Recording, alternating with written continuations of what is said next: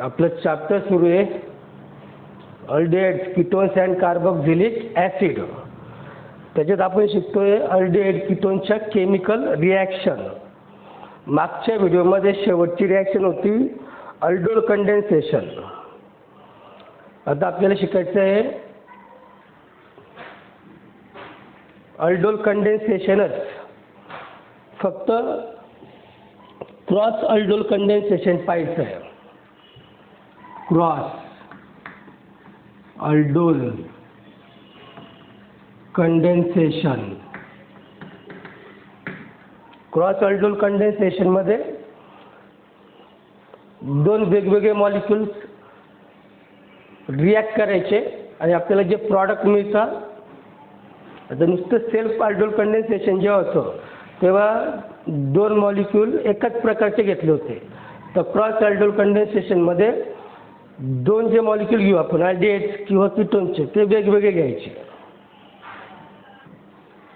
मग cross aldol कंडेन्सेशनसाठी आपण दोन वेगवेगळे अल्डिहाइड घेऊ. For example reaction between ethanol and propanol. Ethanol माहिती तुम्हाला असिटाल्डिहाइड आणि प्रोपॅनॉल प्रोपिओनाल्डिहाइड.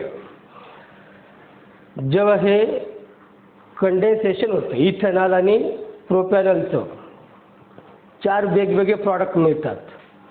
कसे मिळतील बघा. तर असं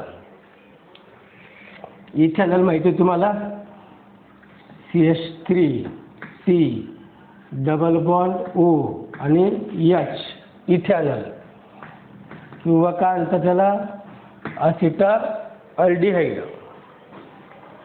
दोन मॉलिक्यूल घेतो आपण इथेनॉल आणि प्रोपॅनॉल. पहिले सेल्फ कंडेन्सेशन होतं दोघांचं आणि मग क्रॉस कंडेन्सेशन होतं. बाबा पहिले सेल्फ कंडेन्सेशन. सेल्फ कंडेन्सेशन काय नाव लिहिलं होतं आपण ethanol plus CH3C double bond OH तोच आहे काय इथेनॉल.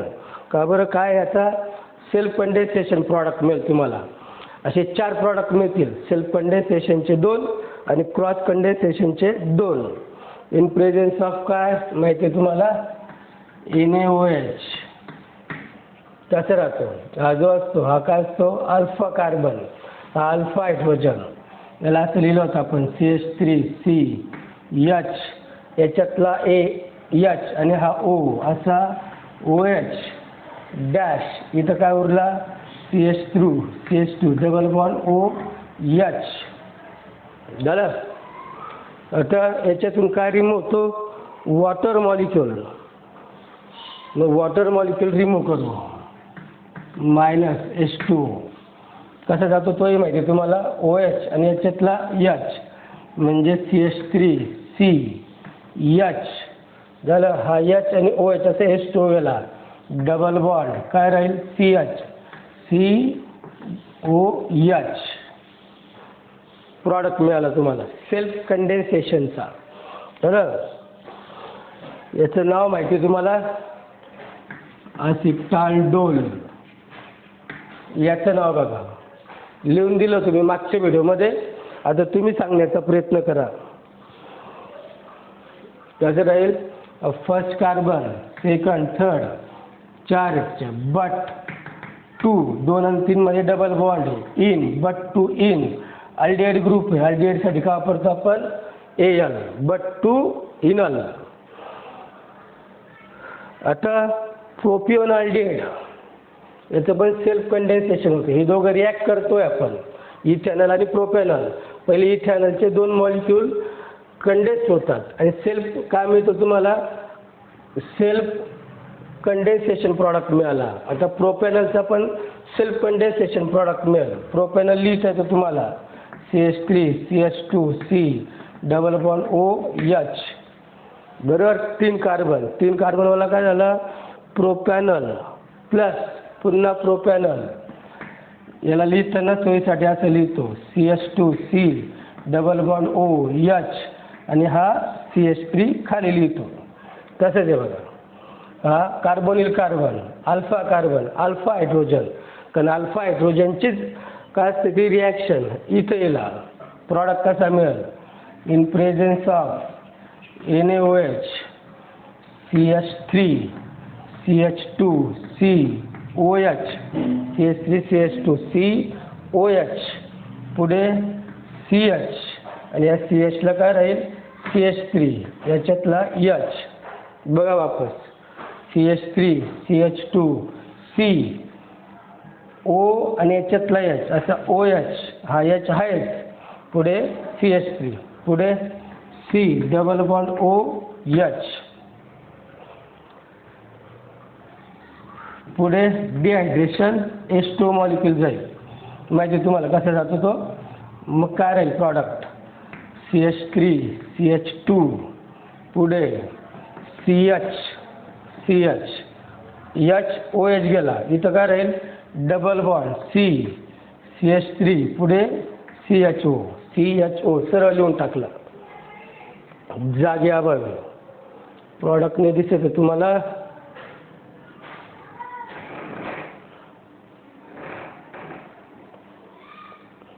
झालं. चेक करा प्रॉडक्ट.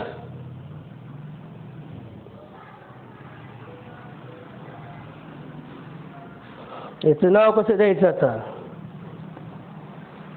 मोजा कार्बनची संख्या 1 2 3 4 5. बरं, मग नाव ते लिहिता यायला पाहिजे तुम्हाला. आता 2 वर कोणता ग्रुप आहे? मिथिल. 2 मिथिल स्ट्रेट चेन 5 कार्बनची पेंट. 2 आणि 3च्या मध्ये काय आहे? डबल बॉन्ड 2 इन अल्डिहाइडसाठी AL. 2 methyl pent 2 enal. बरोबर. फर्स्ट प्रॉडक्ट हा होता. फर्स्ट प्रॉडक्ट हा. सेकंड प्रॉडक्ट सेल्फ काय झालं? कंडेन्सेशन. आता क्रॉस कंडेन्सेशन करायचं आहे. मग cross condensation.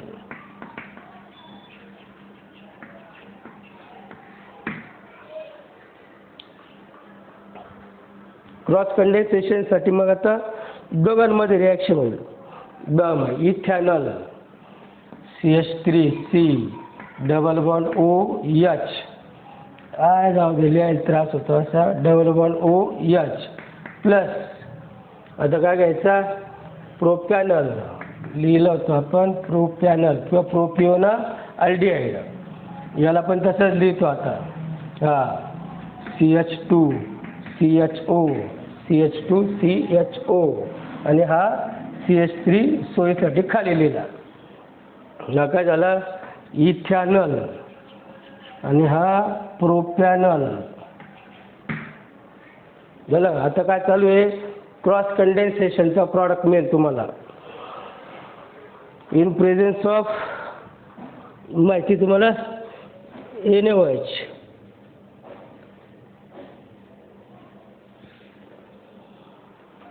So in presence of NaOH heat.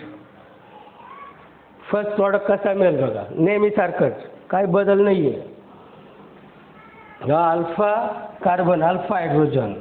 मग CH3C काय होईल? O आणि याच्यातला H, खाली H, पुढे CH. त्याला काय अटॅच आहे? CH3, पुढे CHO. पुढे बघा H2O बाहेर पडेल. Minus H2O. असा प्रॉडक्ट करायला CH3 CH, हा CH, पुढे CH राहील. आता खाली CH3. याच्यात काय लागेल आता? डबल बॉन्ड, पुढे CHO.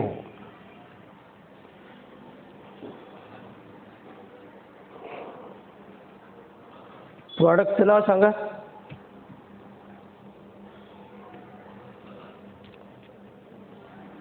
सोपी गोष्ट आहे. 1 2 3 4. 2 वर कोण आहे? मिथिल. 2 मिथिल. कितीचं चेन आहे कार्बनची? 4. बट इनल हा थर्ड प्रॉडक्ट झाला. मी बोललो तुम्हाला क्रॉस कंडेन्सेशनमध्ये 4 प्रॉडक्ट मिळतात, 2 सेल्फ कंडेन्सेशनचे आणि 2 क्रॉस कंडेन्सेशनचे. मग आता क्रॉस कंडेन्सेशनसाठी पुन्हा इथेनॉल आणि प्रोपेनॉल आता हे उलटं होईल, म्हणजे असा CH3 CH2 C double bond OH याला पण असं लिहून घेऊ. काय घेतलं आपण प्रोपॅनॉल प्लस आता ethanol CH3 C double bond OH. काय झाला हा इथेनॉल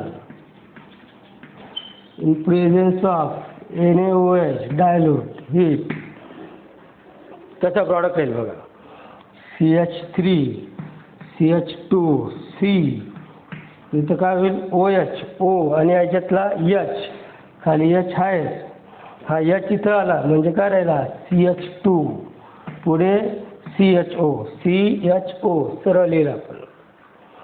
काय बाहेर पडेल H2 मायनस H2 OH आणि H.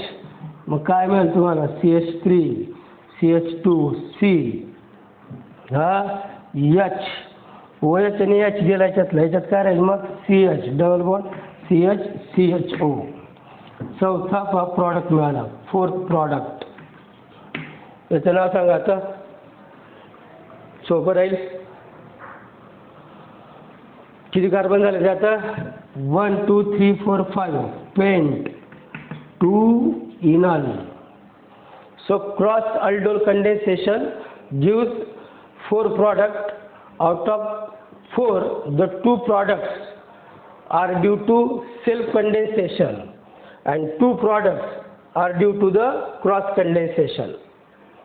So cross aldol condensation gives the mixture of 4 products. वापस रिपीट करतो. The cross condensation of aldehydes or ketones gives the 4 products, mixture of 4 products, out of which 2 products are due to self condensation and 2 products are due to the cross condensation. शेवटी महत्त्वाचं वाक्य वापस बोलतो. Aldol condensation reaction फक्त तेच aldehydes देतात की ज्यांच्यामध्ये काय असतो अल्डिहाइड किंवा कीटोन ज्याच्यात अल्फा हायड्रोजन ॲटम असतो. आता त्याच्या उलटी रिॲक्शन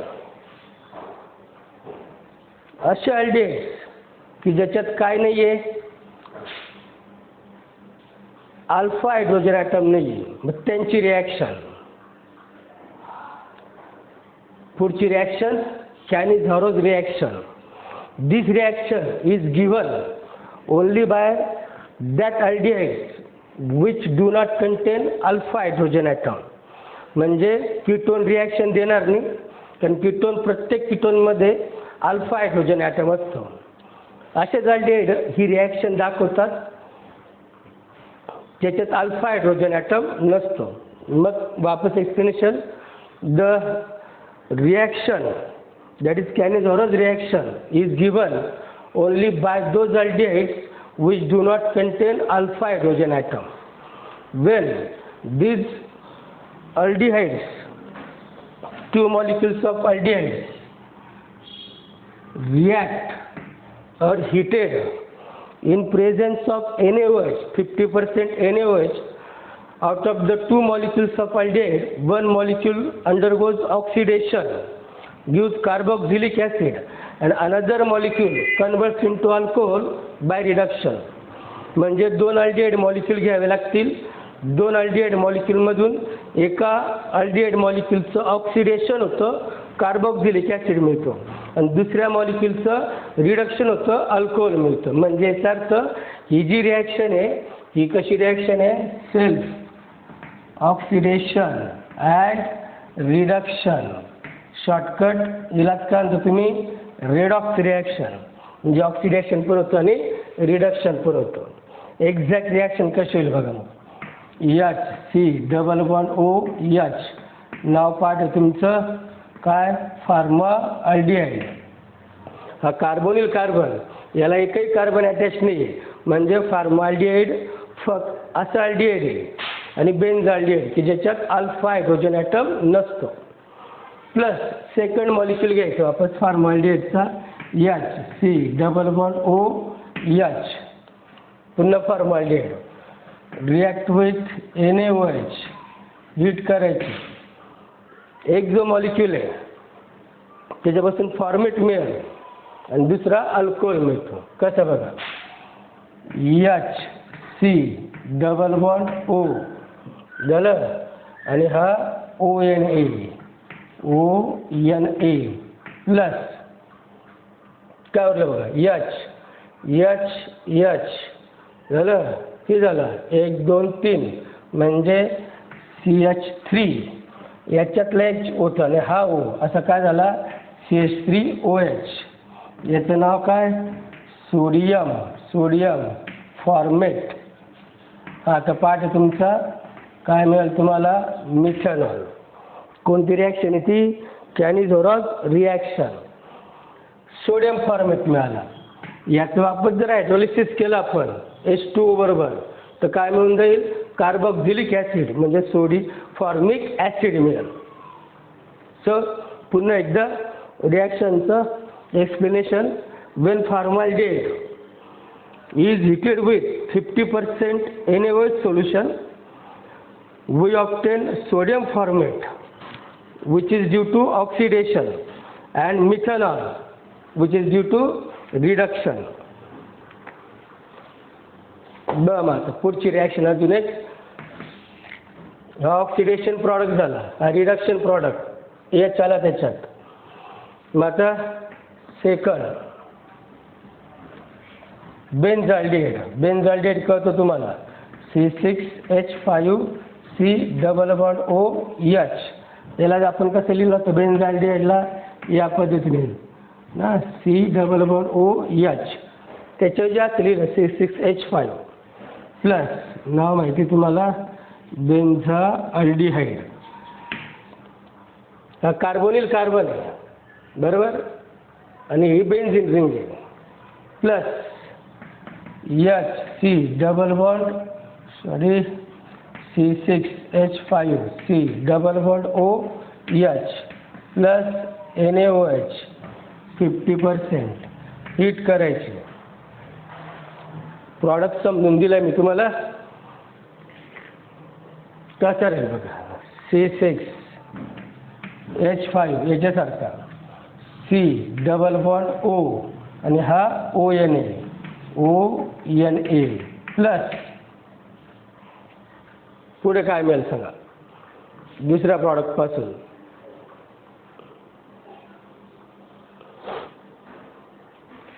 बस C6H5 काय उरलं आता बघा CH याच्यातलं H असं काय CH2O आणि याच्यातलं H राहिला होता OH. याचं नाव माहिती तुम्हाला सोडियम. बोला पुढचं नाव बोला. बेन्झीन रिंगला अटॅच येते. नाव लिहून दिलंय आपण तुम्हाला सोडियम बेन्झोएट. आणि याचं नाव बऱ्याच वेळ झालंय असं लिहून दिलं बघा CH2OH. एवढा ग्रुप कोणता असतो बेन्झीनला CH2. बेन्झिल असा ग्रुप असतो OH येतो म्हणजे काय राहील बेन्झिल अल्कोहोल. रिॲक्शन व्यवस्थित. आणि हा जो सोडियम बेन्झोएट आहे याचा वापर जर हायड्रोलिसिस केलं तर बेन्झोइक ॲसिड मिळून जाईल. ही होती सेल्फ कॅनिझोरस रिॲक्शन. सेल्फ म्हणजे दोघं मॉलिक्यूल कसे होते सेम होते. मग उलटं पोल हा आणि हा मॉलिक्यूल घेतला तर त्याला क्रॉस कॅनिझोरस रिॲक्शन म्हणतात. मग क्रॉस कॅनिझोरो रिॲक्शन म्हणजे एक मॉलिक्यूल काय घ्यायचा बेन्झाल्डिहाइड आणि दुसरा मॉलिक्यूल काय घ्यायचा फॉर्मल्डिहाइड. रिॲक्शन कशी होईल बघा.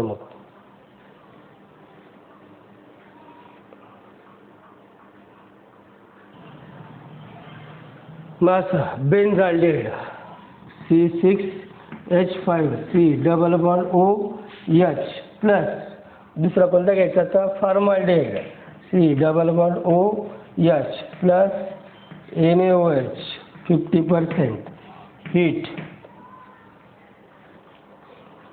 असं मिळेल तुम्हाला. याच्यापासून अल्कोहोल मिळेल म्हणजे हा C6H5CH2OH आणि याचा फॉर्मिक ॲसिड मिळेल सोडियम फॉर्मेट COONA. नाव पाठ आहे तुमचं. पहिल्या प्रॉडक्टचं नाव काय बेन्झिल अल्कोहोल. बेन्झिल अल्कोहोल आणि हा सोडियम फॉर्मेट. या सोडियम फॉर्मेटचं जसं मी इथेही बोललो जर हायड्रॉलिसिस केलं आपण HOH तर फॉर्मिक ॲसिड मिळेल तुम्हाला HCOO आणि हा OH प्लस काय बाहेर पडेल वापस NaOH. काय मिळेल तुम्हाला कार्बोक्झिलिक ॲसिड कोणता formic acid. So Cannizzara's reaction साठी वापस एकदा this reaction is given only by those aldehydes which do not contain alpha hydrogen atom. आणि असे फक्त दोनच आहे कोणता बेन्झाल्डिहाइड आणि फॉर्मल्डिहाइड. म्हणजे कीटोन ही रिॲक्शन दाखवत नाही. ॲसिटाल्डिहाइड पासून पुढचे कोणताच अल्डिहाइड ही रिॲक्शन देणार नाही.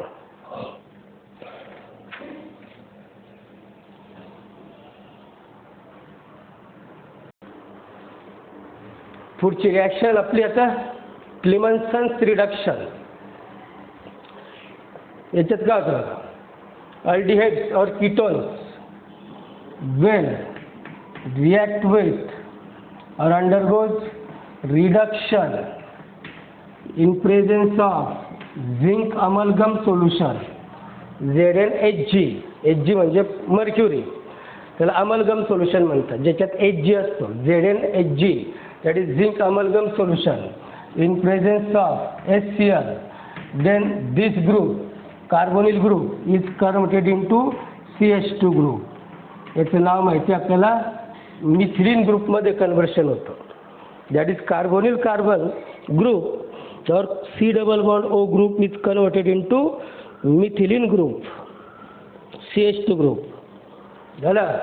मग एकदा वापस aldehyde ketones undergoes reduction in presence of ZnHg and concentrated HCl solution.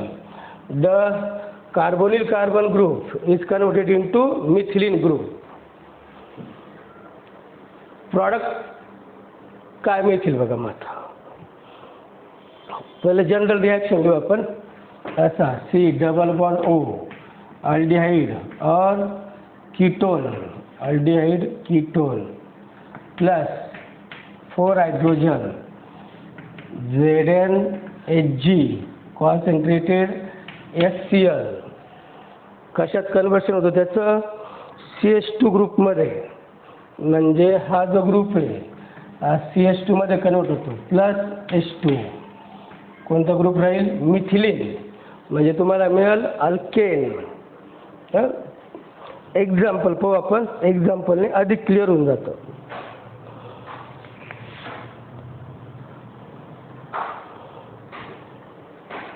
For example बघा असिटाल्डिहाइड घेतला मी. असिटाल्डिहाइड CH3COOH असिटाल्डिहाइड. काय करावं लागेल रिडक्शन. रिडक्शनसाठी नॅसंट हायड्रोजन घ्यावा लागतो. झालं. In presence of ZnHg concentrated HCl. हा जो ग्रुप आहे that is converted into CH2 group.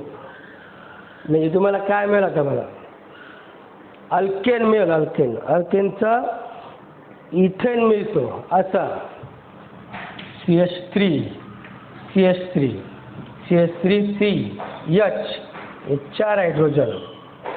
याच्यातले 2 घेतले CH हे 2 हायड्रोजन. किती झालं CH3 2 हायड्रोजन उरले ना ऑक्सिजन. असं काय बाहेर पडेल H2. दॅट इज काय मिळेल तुम्हाला इथेन. अल्डिहाइडची रिॲक्शन होती ती ॲसिटाल्डिहाइड. कीटोन घेऊ आपण आता. कीटोनचं एक्झाम्पल माहिती आहे, CH3 डबल बॉन्ड OCH3. काय घेतो आपण हा ॲसिटोन किंवा काय propanol plus hydrogen ZnHg concentrated HCl. बघा आता ह्या ग्रुपचं कन्वर्शन कशात होतं CH2 ग्रुपमध्ये. मग कसं मिळेल तुम्हाला CH3 CH2 C double बॉन्डचं conversion CH2 मध्ये, पुढे CH3 प्लस ऑक्सिजन आणि याच्यातले 2 हायड्रोजन आणि काय H2O. काय मिळालं तुम्हाला propane. This is Clemmensen reduction.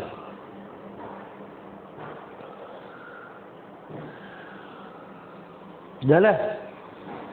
एवढं रिॲक्शन स्टडी करा, मग पुढच्या व्हिडिओमध्ये पाहू आपण.